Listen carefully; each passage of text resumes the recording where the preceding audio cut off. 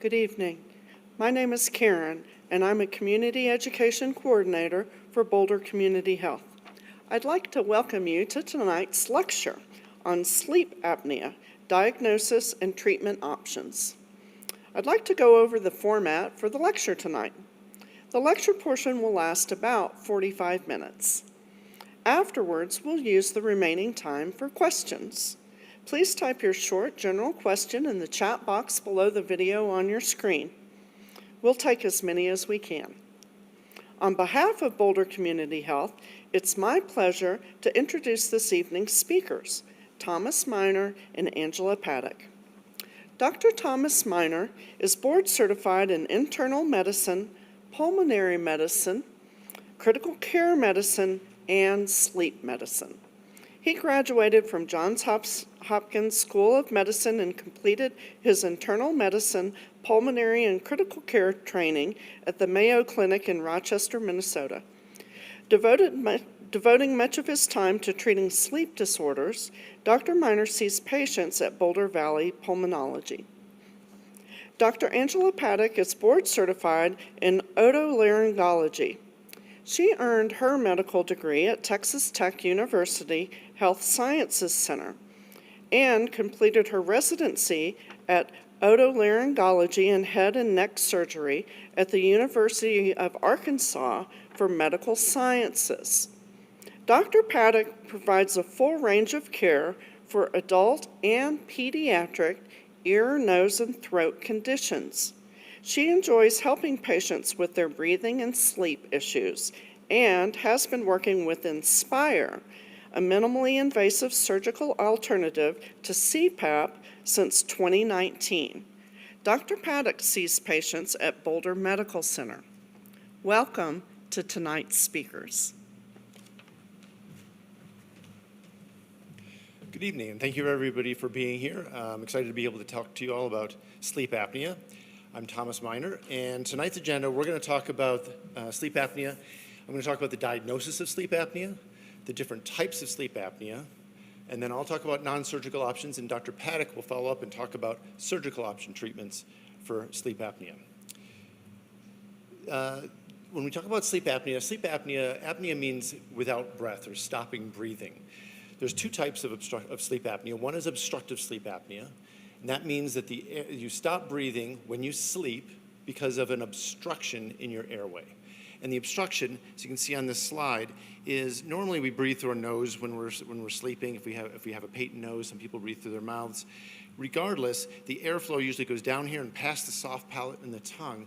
But in some patients, that part of the airway is narrowed and closes off when we go to sleep. Our muscles relax, and those tissues kind of sag back down and can narrow or close the airway so we can't breathe.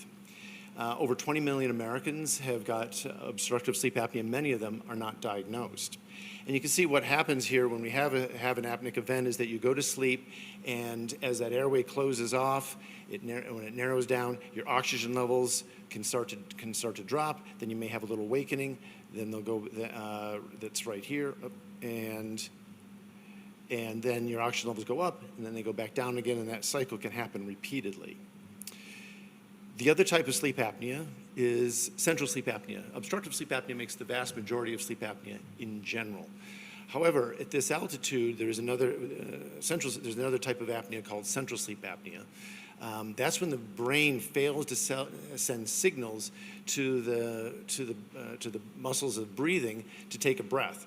So what ends up happening is people kind of overbreathe or kind of hyperventilate, get a little bit ahead of themselves, then their brain says, oh, shut it down. So then they'll stop breathing for a little while, and then they'll start breathing, so you start and stop breathing. In general, this only makes up about 1 or 2% or so of patients who have sleep apnea. But it's more common in patients who have congestive heart failure and stroke and some other conditions, but it's also more common in patients who live at altitude. So at this altitude, up to 20% of patients have at least a component of central sleep apnea if they have sleep apnea. So what do we do to try to help sort this out? The diagnosis of sleep apnea, when I see a patient who we suspect has sleep apnea, usually it's for a couple reasons. One is that a bed partner may notice snoring, and that could be one of the signs or symptoms of sleep apnea. Not everybody who snores has sleep apnea. But that is one of the signs that we'll see. Some patients will actually have apneas that their bed partners or sleeping partners will notice. And so they'll say, yeah, they snore, they're making these loud breathing sounds, and all of a sudden they just stop. So that can be part of the history. The other is the patient's sleep history themselves. So a patient who has sleep apnea, their breathing is being continually interrupted, and every time they have one of those interruptions, they may wake up. And the wake-ups can be very, very brief. They can be just a brief arousal. You may go right back to sleep and not remember it. This can be happening dozens, hundreds of times a night, and that disturbs your sleep. So you may wake up from some of these, wake up gasping, but often you're not waking up gasping. You're just noticing that you have fragmented sleep. You wake up for some reason, you don't know why, and this happens more often than if you didn't have sleep apnea. It can also cause you to not feel refreshed by your sleep. So you can imagine that if you're having all these little, even if they're micro arousals, they just disturb and fragment your sleep. It's not as good quality. So you may get what should be an adequate amount of sleep for you, 7 or 8 hours, but you wake up tired and fatigued in the morning, and throughout the day you're feeling sleepy and tired. You can also have a dry mouth is another symptom we will sometimes see. And it also is associated with a lot of cardiovascular problems. So sometimes we'll see patients just because they have a lot of cardiovascular risk factors, like they have high blood pressure, atrial fibrillation, heart failure, something like that, and they're suspected to have sleep apnea because we know that that's in those conditions, sleep apnea is more common. Sleep apnea is also more common in patients who are overweight. However, not everybody who has sleep apnea is overweight. About 30% of patients who have sleep apnea are not overweight. So when we see a patient, we take the history, and then we have to decide how are we going to sort this out. We can do we can do a couple of tests to try to help sort that out. Basically, we're going to record you while you sleep, and that can be done in 2 different circumstances. That can be done at home or in a lab. A home sleep test involves you getting a device that you'll take home. You'll put on, some of them are on your wrist, some of them are wrapped around your chest. They may have a cannula that fits in your nose, but they're basically measuring your breathing, your oxygen levels. They measure various parameters, and by measuring them, they can help determine whether you have sleep apnea or not. That test is often preferred because it's a little more convenient, or it's quite a bit more convenient. People don't have to go to a lab, and it's also a less expensive test. The gold standard test, though, is nocturnal polysomnography. And that's where you go into a lab. We have a lab here in Boulder. It's kind of like a little hotel room in a building that's next to the hospital. And we'll hook you up to a bunch of monitors, and most people can still sleep with it. A lot of people are very concerned that they won't be able to sleep with a sleep study, but most people are able to sleep. May not be the best night's sleep you get, but most people are able to get enough sleep that we can tell what's going on. We watch you sleep overnight, a video recording. There's a technician there that's kind of monitoring the whole time. One of the advantages of what we call an in-lab study, where you're in the lab, is that if one of the pieces of equipment falls off, the technician can go and put it back on. If you're at home and it falls off in the middle of the night, we may have an aborted study that just doesn't give us the information we need. The other advantage of a nocturnal polysomnography in the lab is that we can actually potentially start you on treatment during that first night, so you can leave the lab not only with a diagnosis that's more accurate than a home sleep test, but also actually have some information on how you responded to treatment. And from these studies, we'll get a whole bunch of data and information. One of the key pieces of information or data that we'll get is called the apnea-hypopnea index. So an apnea, as I said, that's when you stop breathing. We count how many of those you have. We also count hypopneas, and that's like a partial stoppage of your breathing. You don't completely stop. You're still moving some air, but it's less than you were regularly. Your oxygen levels will go down. You're struggling a little bit to breathe, and then often you'll wake up, you start to breathe again. So we count the number of apneas and hypopneas, we put them all together, and we divide that by how much sleep you have or how much recording you had, and we get an apnea-hypopnea index. So you'll hear about the apnea-hypopnea index, or the AHI, from your sleep study. That's kind of the one number that that summarizes how you did. There's other things that are also recorded and are important, like what happened to your oxygen levels, how low did they go, but the AHI is kind of the one number that we take away from it, and that's also what insurers use to determine whether or not they'll pay for treatment. It's normal to have up to 5 of those per hour. That would be considered in the normal range. You wouldn't qualify for treatment. Might still be causing some symptoms, but you don't qualify for treatment. 5 to 15 per hour, an AHI of 5 to 15 per hour is mild, 15 to 30 per hour is moderate, and 30 and higher is severe. I see patients that are over 100 an hour, so that scale kind of goes can go pretty high. So you walk away from a sleep study with this diagnosis. If you have sleep apnea, you walk away with this diagnosis. We can also determine from these tests whether it's obstructive or central, and that's one of the other pieces of information we'll have. So what do we do? So why do we treat? So when we've got a diagnosis, why are we going to treat this? Well, there's a couple reasons. One is because it's one of the reasons people often come in is because they're snoring and that's disturbing a bed partner. So, and there's actually studies that have shown that, not surprisingly, the sleep of a bed partner for somebody who has sleep apnea is not as good as the bed partner of somebody who doesn't have sleep apnea. And if we treat sleep apnea, we can actually improve the sleep of the bed partner. The other reasons that patients will come in for treatment and or for diagnosis and why we treat them is because of the fatigue that I mentioned, that you just don't feel refreshed, you're getting poor quality sleep, you're getting fragmented sleep, waking up for reasons you don't know, shallow sleep, and you're sleepy and tired during the day. So we're trying to help improve when patients have got they're sleepy, fatigued, tired, irritable, poor concentration, poor memory, all these things that can happen when you're sleep deprived. We also know that there's a higher risk of accidents, several times higher in patients who have untreated sleep apnea. And if we can treat the sleep apnea, we can help reduce that risk. And finally, one of the big reasons that we can now get patients referred is because of the associated health risks. So we know that in untreated sleep apnea, patients who have untreated sleep apnea have a higher risk of high blood pressure. That's one of the longest standing associations we've known about. It's a very strong association. But we also know that patients are more likely to have atrial fibrillation, they're more likely to have congestive heart failure, they're more likely to have heart attacks and strokes, metabolic syndrome and diabetes. So it's associated with a whole host of medical problems, and for most of those, it's been determined that if we treat the sleep apnea, we can reduce those risks. So a lot of times we're treating not just the obstructive sleep apnea itself, but the associated risks. And for some patients, they may not have any of those symptoms. Surprisingly, a lot of patients, I've seen patients that have severe sleep apnea, and yet they really are not sleepy or tired. They're very satisfied with their sleep quality, but we'll still recommend treatment, especially if patients have more moderate to severe sleep apnea, just because of the associated health risks. I think sometimes I'm treating sleep apnea, I'm treating it kind of like you would treat high blood pressure. You don't feel the high blood pressure in most patients. You may not feel the sleep apnea, but it can be causing health consequences, and if we treat it, we can help reduce those health consequences. So let's move on to some of the treatment options. I'm going to start with talking about obstructive sleep apnea. There's the gold standard that many people have heard about is what we call PAP therapies. The most common is called CPAP. PAP stands for positive airway pressure. And in PAP therapies, you've got a device like this sitting on your nightstand. It's attached to a tube, it's a little bit hard to see, and then it's attached to a mask that's fitting over the nose or nose and mouth, and it's applying some pressure. It's not breathing, for most of the devices, for CPAP, for instance, which I'll get into, that's not actually breathing for you. It's not pumping the air into you. It's just applying enough pressure so that those tissues in the back of the throat are pushed apart and you can breathe on your own, as opposed to being obstructed. There's different types of CPAP therapies.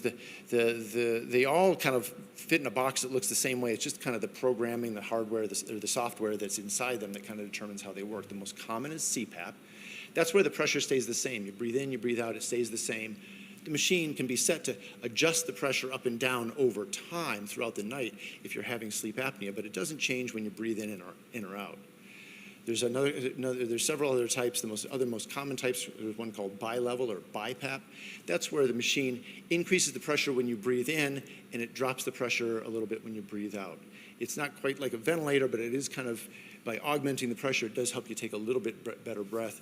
It can be used for patients, especially if they have trouble breathing out. It kind of drops that pressure when they breathe out, so it makes it a little bit more comfortable. And finally, there's a type of PAP therapy called ASV. The name stands for adaptive servoventilation, and that's the most kind of sophisticated software of the three of those. That's used to treat both obstructive and central sleep apnea. It's the only one of the three that really is designed to treat central sleep apnea. Many patients with CPAP will respond many patients with central sleep apnea will respond to CPAP and also to BiPAP, but ASV is the most reliable for that. And the way it works is it actually adjusts the pressure breath to breath. So when you're taking those hyperventilating breath, it kind of turns down the pressure. And then when you start under breathing or not breathing at all, it kind of bumps the pressure up. And so it tries to help augment those smaller breaths. The benefits of these PAP therapies are that they're very effective. So they're about 85 to 90% effective. We may have to adjust, maybe not the first settings we do. We sometimes have to adjust the settings. But if we work together, we can usually find settings that'll be effective in 85 to 90% of patients. The biggest problem with CPAP is tolerance. So it's wearing a mask at night. Can't really change that. I can try to make it more comfortable. I can work with you to find a mask that works, whether you're a mouth breather or a nose breather, whether we can adjust the humidity, we can adjust the pressure settings, we can adjust the masks and the straps and all that. We can try to find one that works for you, but you still have to wear something every night. It doesn't work the next night. If you don't use it the next night, it's not working for you. It only works when you use it. Many people will say that, I've heard often patients come in and say, well, most people can't use this, or people that are kind of disparaging CPAP will say about half of people can't tolerate CPAP. In our clinic, it's actually over 80%. I think that's because we work with the patients to try to really find the right settings for them, and we kind of work with them and also educate them on why it's important, so they don't just kind of try it, say they don't like it, and put it in the closet. They kind of understand this is for my health, this is a long-term thing, it's not the prettiest thing, it's strapping an alien to your face, but there's a good reason to do it, and so we can get over 80% of our patients to reliably use this.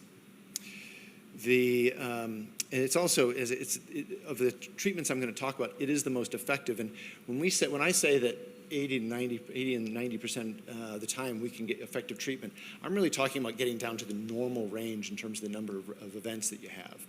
And when we put patients on CPAP, there's a couple of other advantages. One is we can get it pretty quickly. We can usually get people started within a couple of weeks, and they'll get a pretty immediate benefit. We also get data right away on whether it's working, because the machine itself is recording your breathing and recording when you're having apnea. So it gives us numbers, and it gives you numbers. You can actually look at it on your phone and see how you're doing, see how much you're using it, see how much leak you have, see how many events you're having. But we're really looking at a goal of getting you normal. We don't always reach it, but in the majority of patients, we get down into the normal range. Other treatment options that we're often asked about, because PAP therapies are not for everyone, include oral appliances. An oral appliance is a custom mouthpiece. It's intended to pull the jaw forward during sleep. So actually that's the next slide. Think of it as kind of like an Invisalign. There's kind of trays you put on your upper and lower teeth. But these devices are kind of thicker, heavy, like an acrylic, hard plastic, a little bit thicker. And they have a retainer between the two of them that pulls the lower jaw forward. So it's fit like this. You're pulling the jaw forward. When you pull the jaw forward, it pulls the tongue forward, stretches the musculature forward a little bit, helps stabilize that airway and keep it from collapsing. There's a couple ways you can get them. You can get them through, you can get them online. I really kind of discourage people. They tend to not fit very well. They tend to not get the engagement, and they don't tend to pull with the teeth. They don't tend to grip the teeth very well when they're not custom fit. And they tend not to pull the jaw forward very far, and they can often be uncomfortable. You can go to your dentist and have one made. Typically, I find those, $500 to $1,000. How many of these your dentist has done? I don't always know. So a lot of dentists are trying these. And there's also dentists that we work with who really specialize in this. This is their whole clinic. This is what they do kind of all day. They do. It's usually a combination of sleep apnea and TMJ. And so they have dentists that really kind of specialize in those. They'll do the custom appliance. They'll do custom fit appliances. The advantages are it's not CPAP. It's easier to travel with. You can take it, you can kind of put it in your bag very easily, and you can travel with it. You can take it camping and all that. In terms of effectiveness, not as effective as CPAP or as PAP therapies in general. I kind of think roughly the data is kind of varied, but if you have mild sleep apnea, it's probably 75% chance that it's going to make you better and get you down into the normal range. They tend to be a little bit better at treating snoring than treating the sleep apnea. So for some patients, that's a big deal, is they want to get rid of the snoring, and that can be very effective for those. And the patients that are more moderate and severe, there you're more likely to get yourself down into the mild range. Maybe 50% chance that it's going to be quite effective, get you down to the mild range. But for some patients, that's the win. they can't tolerate CPAP, and this at least make their snoring better. They go from having 20, 30, 40 events per hour to having 5, 10, 15 events per hour, and that's the best we can do. The cost, as I said, going to your local dentist is usually in the $500,000 range. To get one custom fit by a dentist who specializes in this, though, is often several $1,000s. And you kind of I kind of prepare patients. It's kind of like having orthodontics. It's like this is a multiple visits. That's also one of the things I have to tell patients is it's going to be probably 3 months or 4 months before you're actually effectively treated, because you have to see the dentist, get the molds made, molds are sent off, they come back, then you get it fit, then you have to slowly kind of advance it, and you're really trying to, over time, pull that jaw as forward as far as possible. And then once we have that, we've kind of reached that point, then we don't know if your sleep apnea is well treated. We can ask you how your symptoms are, we can ask you how your snoring is, but really to know how effective it is, we have to have you come back to the sleep lab or have another home sleep test to determine whether it's been effective. Kind of related to that is palatal expansion. You can see this can actually be combined with an oral appliance, a mandibular advancement oral appliance. The difference is we're trying to actually expand and make the airway larger, not just temporarily, but permanently. And so you can see here on the upper part of it, which fits right on the hard palate here, there's this little ratchet system. You may be familiar with these. This is more popular in pediatric patients. It's becoming more common as opposed to just retainers, is to try to expand the mouth, spread the teeth apart.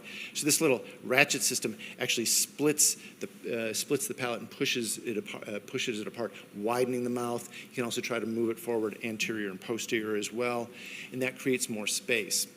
It's the advantage of this also, it's not something you have to, it's not as big, you don't have to wear it on your face all the time. You do have to wear it pretty consistently. Typically the course that you use it for is about 9 to 16 months of treatment. However, the advantage of this compared to just a mandibular advancement device is that you've permanently expanded the palate. So the idea is that after you've used this for, let's say, roughly a year plus or minus, you can stop using it and you've changed your airway and the sleep apnea can be better. So you don't need any further treatment. You don't need to keep wearing this device after that time. There's not nearly as much data on this. One reasonably good study on this showed overall a 49% reduction in apnea-hypopnea index. You can see, though, that AHI is kind of in the moderate range. This was not a patient. They did have patients that were severe, but overall it went from moderate to mild. However, about 25% of the patients did have resolution of their sleep apnea, and many of the patients who were in the severe range got kind of downgraded to the mild to moderate range. So again, it can effectively treat at least 25% of patients and get them down to the normal range. But it also has a lot of patients that, again, if they can't tolerate something else, this is going to get them to make their sleep apnea better enough that they've reduced their risk of high blood pressure and their cardiovascular risk. Maybe not taking it away completely, but it's certainly better than no treatment at all. Another option is positional therapy. About 50% of patients who have sleep apnea are significantly worse when they're on their back than when they're on other positions, like on their sides or on their stomach. And we can determine that from the sleep studies. The sleep studies, both the in-home and the in-lab studies, give us positional data. And so for some patients, I'll see, this is usually in thinner patients with more mild or moderate sleep apnea, I'll look at their study and I'll say, if you can just not sleep on your back, you're actually pretty good. You're either normal or you're just mild, and mild, again, may be good enough. So, and we'll sometimes combine this with other forms of therapy, especially the mandibular advancement device. I pretty much tell most all my patients with a mandibular advancement device, try not to sleep on your back. That's when it's most effective. Limitations are just trying to get people to do it. Here's a couple options that we'll sometimes recommend. This is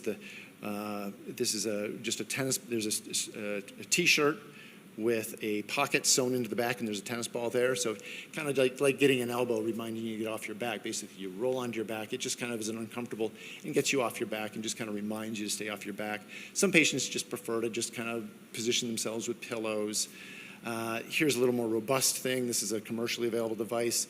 This has got big bolsters here, so it's got this large belt that you wear around. Big bolsters here and back, so you really can't lie on your back. So you're gonna flip from side, stomach, and the other side. You really can't get on your back. This is a device that's a little vibrating device, kind of like when your phone buzzes, when the phone rings. It's set so that when you're on your back, it will vibrate, so it kind of just reminds you to get on your side. Again, for some patients this is fine, but for many patients they may have severe sleep apnea or moderate to severe sleep apnea in all positions, this doesn't help, but sometimes it can help in combination with other therapies. Another important therapy for obstructive sleep apnea is weight loss. And as I said, about 70% of patients who have obstructive sleep apnea are obese. And for years, I've been counseling patients try to lose weight, try to lose weight. And of course, that's a challenge for many patients. It's a small minority of patients that are actually able to successfully lose weight and maintain that weight loss. The most, the first 20 years or so I was doing this, the patients that had the best success were the ones that had bariatric surgery, gastric stapling or gastric bypass surgery. And there were studies that showed that that did help your sleep apnea, but it was, getting patients to move forward with kind of a pretty big surgery was that a minority of patients who had sleep apnea would pursue that. That's all really been changed with the weight loss medications, the GLP-1 medications. And there was the game changer for obstructive sleep apnea was last year. A large multi-center study came out, the SURMOUNT study, that was on tirzepatide, which is the most potent of those class of drugs. It's called tirzepatide, also known as Zepbound for this study. It's also another name for it is Monjuro. And in this study, they took patients who had moderate to severe obstructive sleep apnea. That means they had an AHI of at least 15 events per hour. They were also quite obese. They had a BMI of over 30. On average, you can see they actually had 50 events per hour. So these, although they could be mild, they actually had, many of them had very severe sleep apnea. Their average BMI was 39, an average weight of 250 pounds. So this was very, very overweight patients who had and often very severe sleep apnea. And at 1 year, they showed a 17% reduction in weight. That's actually less than some of the other studies with this drug, which have shown up to 22, 23% reductions in weight. Nonetheless, these patients had a reduction in their AHI of 58% overall. About half of the patients went from moderate to severe down to normal or mildly elevated AHI. And I'd like to see patients get down to the normal range, but really the cardiovascular risks get much lower once we get down into the mild range. So that actually that's kind of a partial win for us if we can get patients down to the mildly elevated range. And half of patients did. Their blood pressure got better, inflammatory markers, their symptoms improved, and it was approved by the FDA in December 2024. These medications, we started using them in our clinic late last year. They've, of course, been prescribed by many others. Semaglutide is the other medication that's used quite a bit. A lot of other doctors prescribing that. We started prescribing it in our clinic at the end of late last year when it finally got approval for obstructive sleep apnea. It's generally pretty well tolerated. I've had no patients that couldn't tolerate it. They may have to increase the dose slowly and go a little more slowly because of kind of the cramping side effects, things like that, nausea, diarrhea, constipation can all occur with this, but most patients are able to tolerate this ultimately. There's really not other side effects or metabolic problems we worry about with it. The biggest challenge is cost. It started out, when we started, it was about $1,000 a month or so for this drug. The cost has now come down. It's not cheap. We try to get it approved when we can through insurance. For some insurance, it'll be $25 a month. Other people get it kind of approved by their insurance, but it's still $500 a month, so approval doesn't really help us that much. You can buy it direct from the manufacturer for about $350 a month, and once you get to the higher doses, the price actually comes down a little bit to about $333 a month. So it's still a substantial cost, but for a lot of patients, when we look at all the benefits of potentially losing 20% or so your body weight, treating your sleep apnea, and having that weight loss is sometimes worth it for patients. We also sometimes will work with compounding pharmacies, and for those, the cost is more like in the low $200 per month. How much longer those are going to hold out, we don't know, because the FDA is kind of trying to shut them down, but as of right now, we're still working with compounding pharmacies and get that medication for about $220 or so a month. That's the therapies we have right now for obstructive sleep apnea. I did want to add this other slide. There's a study that just came out recently on kind of a very interesting new combination medication. They've done 2 phase 3 studies on this medication. There's combination of medicines. It's 2 medicines that enhance upper airway tone. So when you go to sleep, it doesn't let the muscle tone go down quite as much. And so the airway tends to be a little bit more stable, less likely to collapse. Their study, they looked at it in patients with mild, moderate, and severe obstructive sleep apnea. So some of these patients had AHIs that were just over 5 events per hour. And they showed a 50% reduction in the apnea-hypopnea index overall. About 23% of patients achieved an AHI of less than 5 events per hour, so were normal. Now, keep in mind, some of those patients may have had an AHI of 8 and they went down to 4, so not a dramatic change, but still, there was overall, many of these patients got quite a bit better. It's very well tolerated. They're applying for FDA approval early next year is what they anticipate. I think hopefully we'll see that improved. Then it'll be another option for patients that will be coming down the pipeline. Now, all these things I talked about so far are for obstructive sleep apnea. As I said, central sleep apnea is seen relatively common by about 20% of patients at front range altitude have at least a component of central sleep apnea. That's 20% of patients who have sleep apnea. 20% have a component of central sleep apnea. That's higher as we get higher up. So our patients from Warden, Netherlands, and live up Coal Creek, they actually have an even higher risk of having central sleep apnea. The keys to treating that are, one is treat the underlying condition. So for some patients that live here, you just have it. It's just part of your genetics. It doesn't matter how you've lived here. This is just how your body responds to altitude, as you have this central sleep altitude. But it's more common in patients with heart failure and patients who are on opioids. So we try to address those if possible. 2 is ASV. That's kind of our next go-to, most likely to work for patients that can tolerate it. Again, that probably can treat 80+% of patients who have central sleep apnea. In the patients who that doesn't work for, or if they want an alternative, oxygen can be very helpful for patients. Unfortunately, it's not actually indicated, although it works great and it makes sense because that's kind of the driver of it. But insurers don't recognize that because the insurance regulations are all written by people who live at sea level, and so they don't understand that oxygen actually is the best treatment. Nonetheless, if we can get patients on oxygen, that can help stabilize the central component. And also we'll use acetazolamide, which is Diamox. We use that in low dose. It's a diuretic that can help kind of change your blood's pH, and in doing that, it can get rid of that tendency to kind of overbreathe and underbreathe. So those are the non-surgical treatment options. I'll now turn it over to Dr. Paddack, who will talk about surgical treatment options.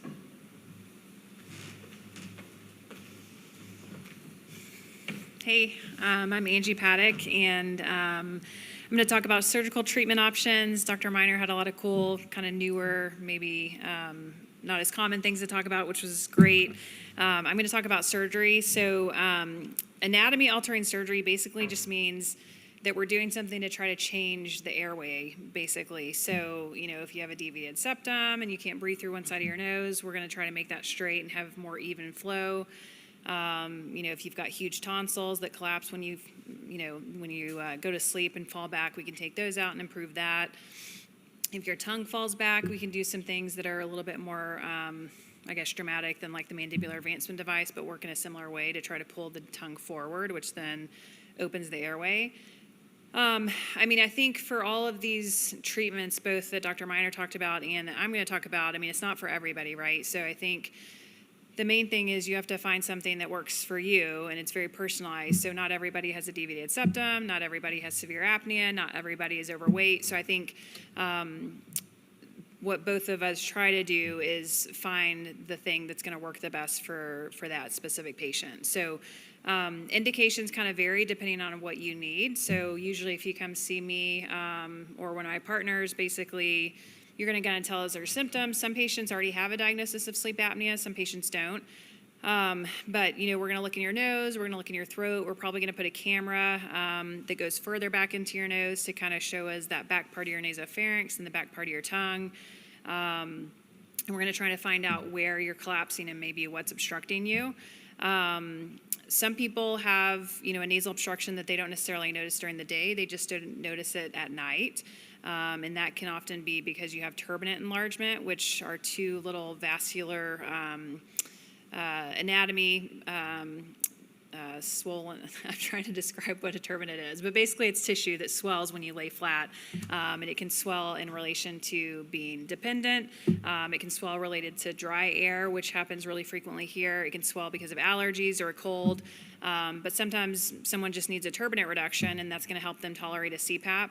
A lot of people don't come in saying, hey, I need surgery. They just come in saying, I don't tolerate my CPAP. And we can sometimes find ways to improve that and allow them to potentially decrease their pressure. So if you open their nose, the pressures on the CPAP can go down, and then someone can tolerate it better. And so I think that that's kind of our main goal. Now, there are some patients that maybe we have done those things and they have tried all these other things and they still can't tolerate the CPAP. Patients that have claustrophobia or other issues.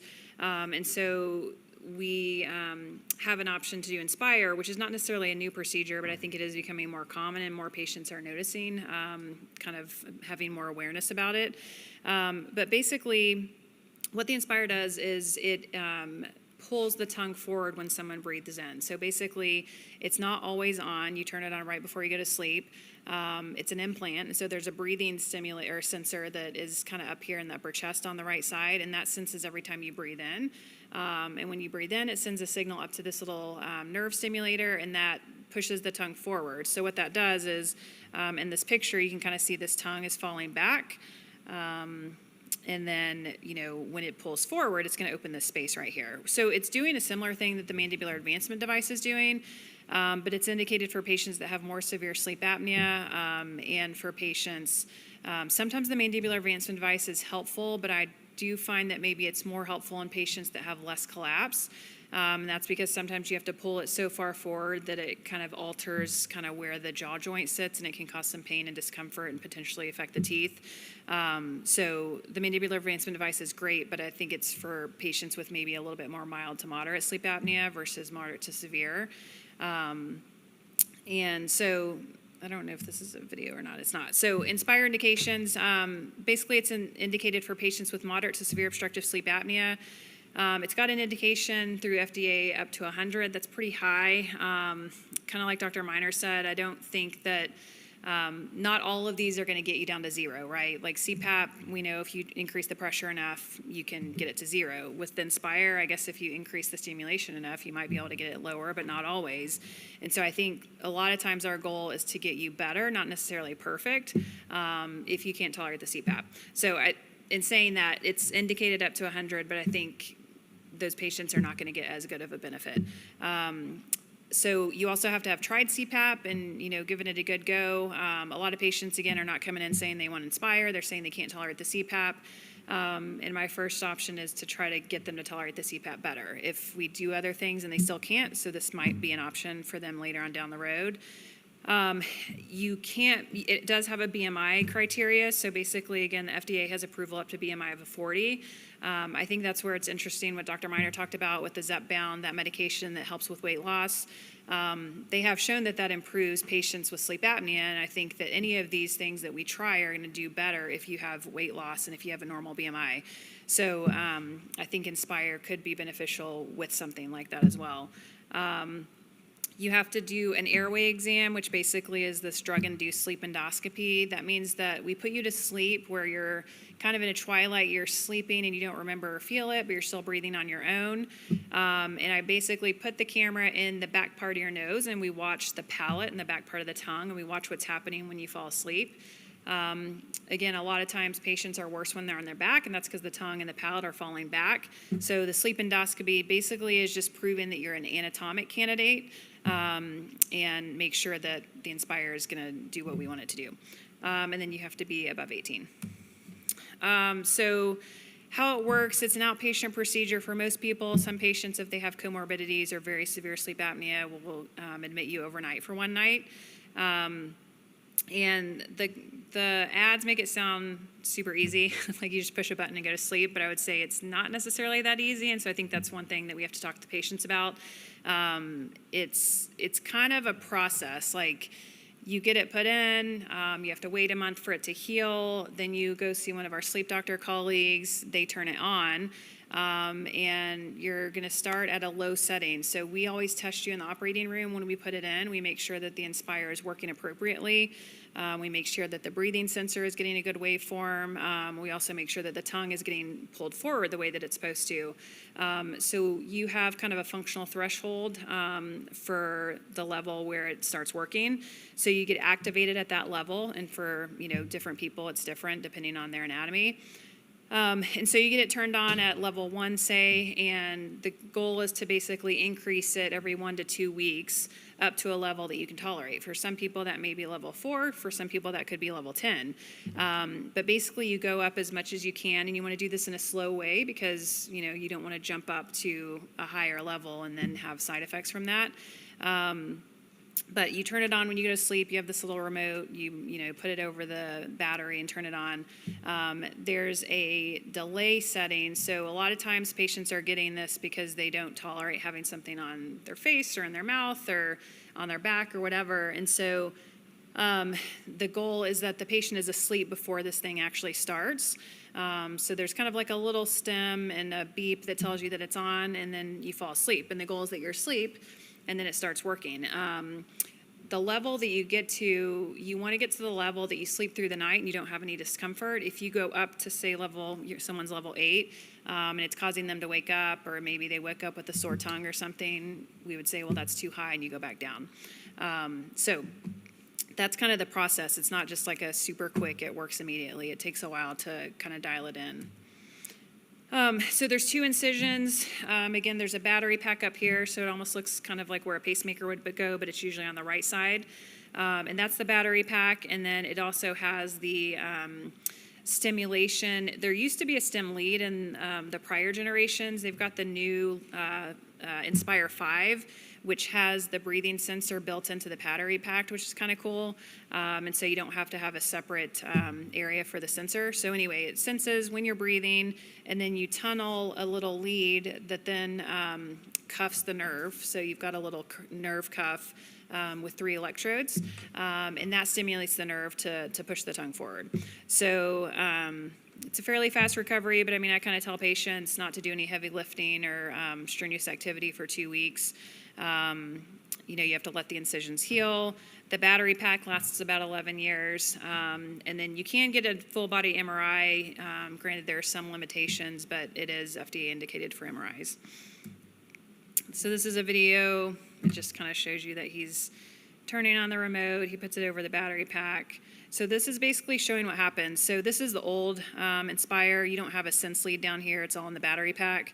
But this is sending a signal up to here. This is pushing the tongue forward and opening this airway right here, and giving you more space. And then, so turning on the Inspire therapy, that's something that's done with the sleep doctors. And so I think, since we've been doing this for quite a few years now, I think that what I've learned is that you really need to have a good team.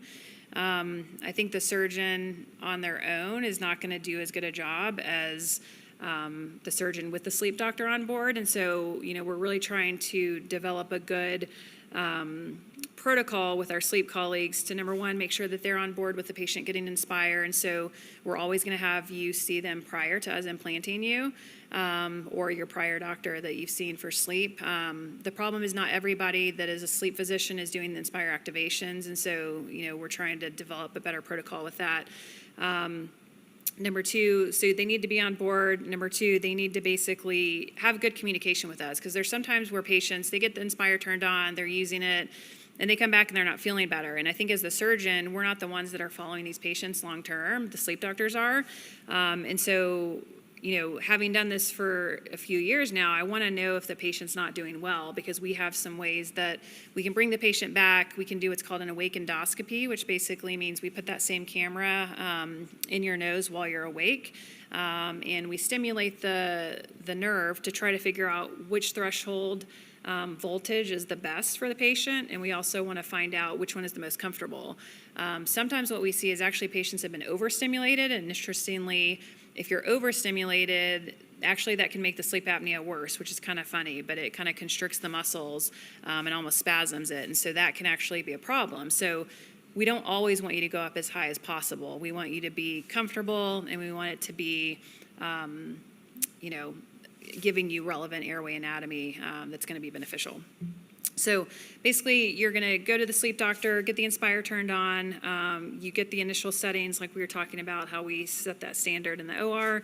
And then basically, you're going to kind of go up. And after that, once you kind of get to your functional level, which basically means comfortable, sleep through the night, and you feel better, then you're going to get a sleep study. And that basically tells us, okay, is this working the way we want it to? Is it better? How much better? And do we need other management strategies? So this is just a video of the sleep doctor turning this on, and what he's going to do is have the patient open his mouth. He's looking at the tongue, and so he's trying to see what's the lowest stimulation to where the tongue will move. So usually patients don't feel a ton. A lot of patients ask me, like, am I going to feel it? You will feel a little stimulus, and if you were on a super high voltage, you're going to feel a stronger stimulus. But again, that first kind of level 1 setting is very minimal. A lot of people don't feel much at all. And then, so there is a significant sustained reduction in sleep apnea events. So the AHI is how bad your sleep apnea is, and it determines if it's mild, moderate, severe. Kind of in some of this Inspire data, it shows that before Inspire, the average was about 30, and after Inspire, it's about 6. So that's about an 80% reduction in AHI. I think sometimes with the higher elevation, we may not have that good of improvement, but I think with all of these processes, again, the goal is to get something that's going to make them better, right? So if someone has severe sleep apnea and they don't want surgery, but they want a mandibular advancement device, and they get down to like mild to moderate, that's still better than nothing. So I think the goal with Inspire is to get you as good as possible. And I have a lot of patients that do very well, but we also have some patients where they still have mild to moderate sleep apnea. And so I think that that's kind of the discussion that we have to have with the patient and the sleep doctor to determine if that's going to be the right patient for Inspire. So basically, it also helps snoring. I mean, this is not the reason we do it. We're not doing this because someone snores, but by improving their airway patency and improving their sleep apnea, we can improve the snoring as well. And so, some of this data, again, shows about an 88% reduction in snoring. So it's not 0, but it's better than it was before. And then most patients like it. I'd say, about 90% of my patients do like it and they feel good about it. Having done this long enough, there are some patients that don't like it, and I think it's kind of like any of these options for sleep apnea. Some people don't like CPAP. Some people don't like the mandibular advancement device. Some people are not going to like CPAP. So I think that since this is a more kind of aggressive surgical management, we need to make sure that patients understand what they're going through. So, I don't want to do surgery on someone and have them not like it. So we want to make sure that they're the right patient for this. And then again, patient adherence at final visit. So it's average 6 hours a night. So patients are using it for 6 hours a night most of the time and feeling better. Again, there's more data every day about how Inspire works and how well it works. Most insurance covers Inspire. I think the only one that doesn't cover it is Medicaid currently, and sometimes we can get that approved. But again, it's an option, and I think it's not the only option. I think it's one of those things where our goal is to help you sleep better, and whether that's improving your nasal patency or wearing a CPAP or doing Inspire, the goal is to decrease your risk.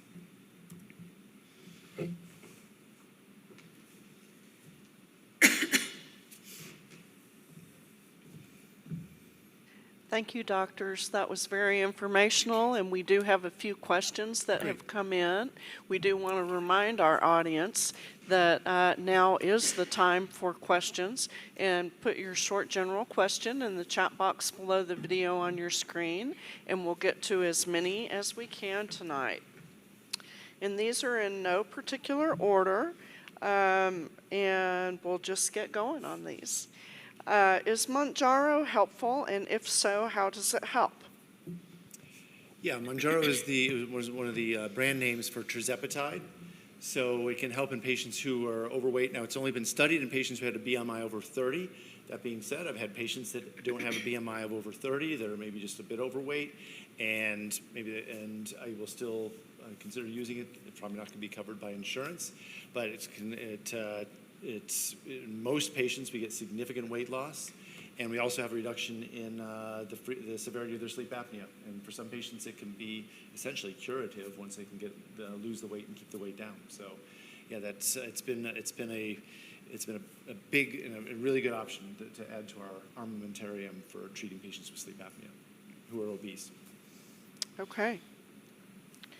How does severe sleep apnea affect a person needing to have surgery or be put under general anesthesia for a medical procedure? Well, it doesn't affect them much for general anesthesia because they've got a tube that's down your throat and they're breathing for you. It affects things more when patients have sedation or have later moderate sedation because the airway is not protected, and when you give sedation, it tends to put you into a deeper sleep, and it can reduce the strength of those airways. In particular, opioids are one of the stronger medications at contributing to sleep apnea, and so it can tend to cause airway collapsibility. And in doing that, it can induce actually sleep apnea. You can get sleep apnea during the study. It's not uncommon that we'll get patients referred to us because they had a procedure, and the doctors who were doing the anesthesia said, "You probably got sleep apnea. You should probably have this looked into." So it's for general anesthesia, it's not much of a risk. However, after surgery, you have to be watched because you're still under, during the surgery, it's not a problem. But post-operatively, you just need to be watched while you're still under the effects of the anesthesia. You're usually in a post-recovery area. So I tell patients, if you're going to be in the hospital after surgery or pretty much any time, bring your CPAP into the hospital to where it should just be monitored a little bit more closely for sleep apnea. But usually, when you're having a procedure like this, you're generally being monitored by either an anesthesiologist or an experienced physician who's used to dealing with this problem. So they'll adjust the medications as needed. I will say the recovery is a little bit longer in patients that have sleep apnea, just, because we're doing a lot of surgery on patients with sleep apnea. And so we have a protocol where they stay in the recovery room a little bit longer because we want to let some of the medications that they're on during general anesthesia wean off and basically make sure that they're safe to go home before, you don't want to add extra sedative effects to someone that already has severe sleep apnea. So. Okay, thank you. How does altitude affect sleep apnea? Do you need to move to sea level? So altitude affects sleep apnea primarily by causing the central component to sleep apnea. It does make it quite a bit more either challenging or interesting to try to treat this depending on your perspective. So I have a lot of patients that live at that live at even higher altitudes than this, and it can make it more difficult or challenging by adding that central component. So many more of our patients need an additional therapy, like maybe they have obstructive sleep apnea, but at this altitude they'll tend to have central sleep apnea as well. They go up to higher altitude, they go up to the mountains, their central sleep apnea will get worse. So many more of our patients in our practice are on ASV, that adaptive servo ventilation that can treat the obstructive and central component of sleep apnea. They have that combination. So we have a lot more patients that use that therapy. We probably use like half the ASVs in the country are probably used in Colorado and New Mexico and Utah. A lot more patients need oxygen. It makes it a little more challenging to diagnose sometimes because, you can't, if you're going to try to diagnose the sleep apnea is somebody who lives up at altitude, at higher altitude, is going to be different than the sleep apnea they have here. So we really try to diagnose them at their home altitude, either with a home sleep test or using an altitude tent at this altitude, kind of to really determine that we have patients on the right therapy. I've had like one or two patients in my career that have kind of left because their sleep apnea is so bad and they do better at sea level. I do see a lot of patients who lived at sea level, diagnosed, and they come here and they're worse, and we have to change their therapy because they really need therapy for the central sleep apnea as well.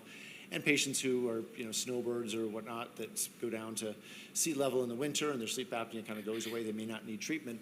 It's just really whether or not you're going to be able to tolerate the treatment up here at altitude. So it's just really customizing it to the patients. I don't tell patients they have to leave. We can treat them here at altitude. It just is a little bit more involved. Can a severely deviated septum cause sleep apnea? Yeah, it can. I mean, I usually tell people if they have sleep apnea, if it's mild, sometimes improving their septum and turbinates and increasing their patency can make it normal.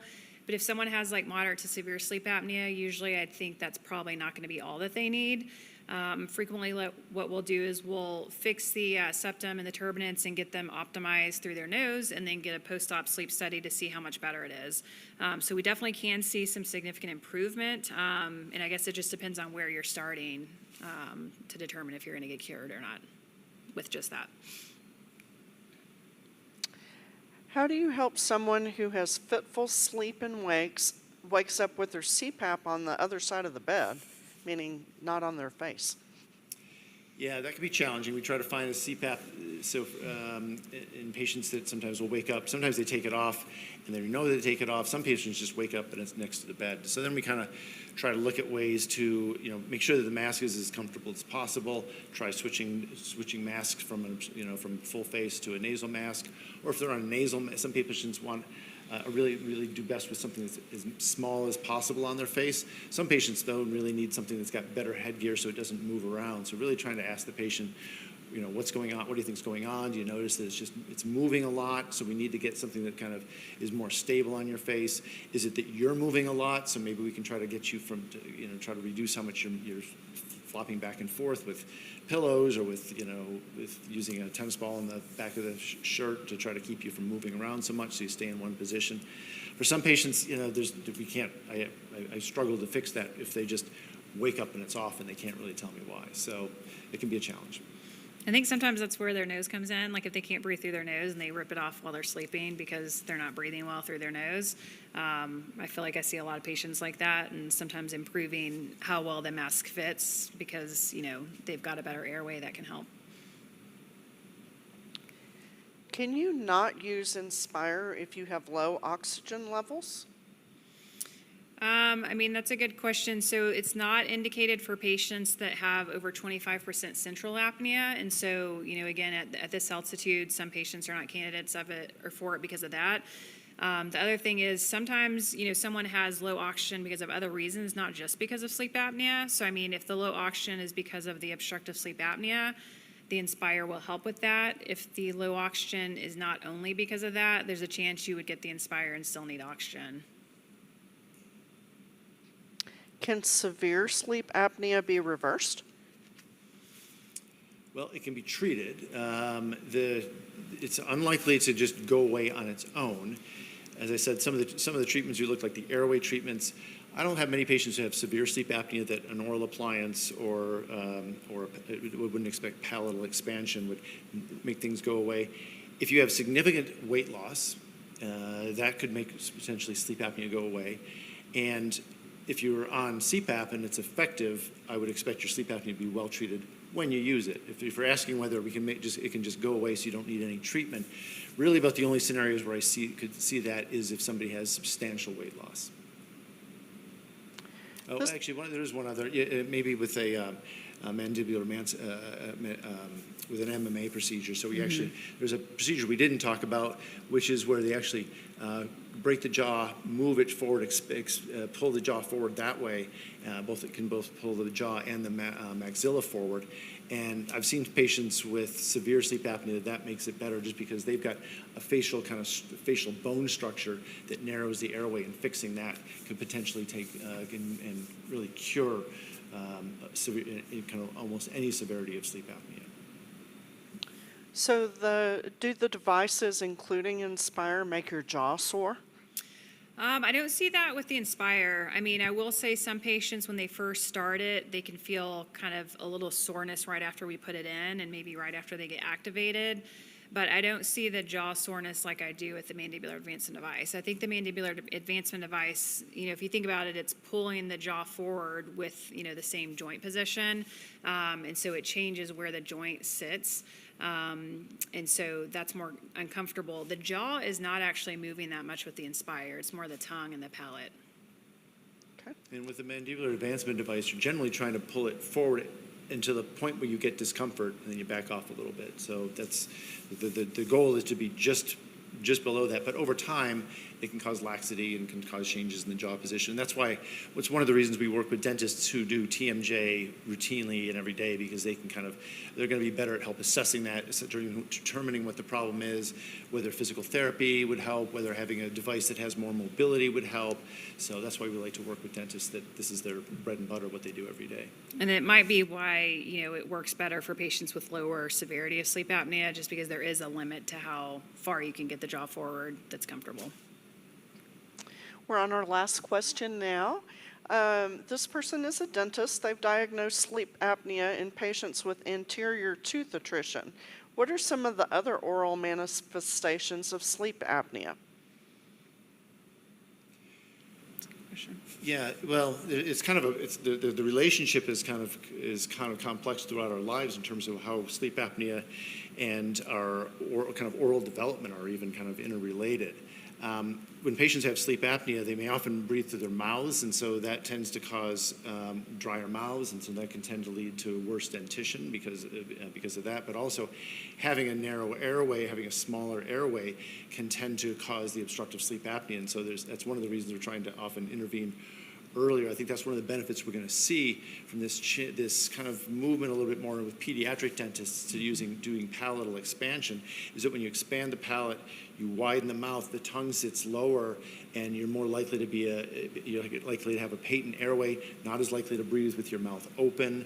When you breathe with your mouth open, your tongue you can actually tend to sit in a different position and can tend to make the airway narrower. So it can be like a lifelong kind of bi-directional relationship. The main thing that we see is, I think, that when people have sleep apnea, they tend to breathe through their mouths, and they get dry mouths, and they get more the natural. The mouth wants to be moist at night. That's how you kind of your natural kind of defenses against bacteria and the prevention of cavities is to keep your mouth closed, to keep your mouth moist, and when it's dry, you tend to have more difficulty with dental problems, like caries and gum disease. Well, we've come to the end of our time. Dr. Miner and Dr. Paddack, is there anything else you'd like to say before we close tonight's program? I'd just like to say, we'd love to see you. We have a busy and growing clinic. We now have 2 full-time physicians that are sleep specialists, but several other physicians in our practice, and APPs also that see patients with sleep apnea. So, and all sleep disorders. So, sleep apnea is underdiagnosed, undertreated. Even if you've tried treatment in the past, we'd love to see if we can't try to help you get if you haven't been diagnosed, get you diagnosed and treated. If you've been treated in the past, we'd love to try to help work with you to try to get you on the best treatment we can. Same. We've got 4 providers in our office, and we all manage this, so give us a call. All right, thank you so much. I would like to remind our audience that a recording of tonight's lecture is available at bch.org/livestream. You will receive a post-lecture survey by email. Please take a minute to fill this out. Thank you for joining us, and have a good night.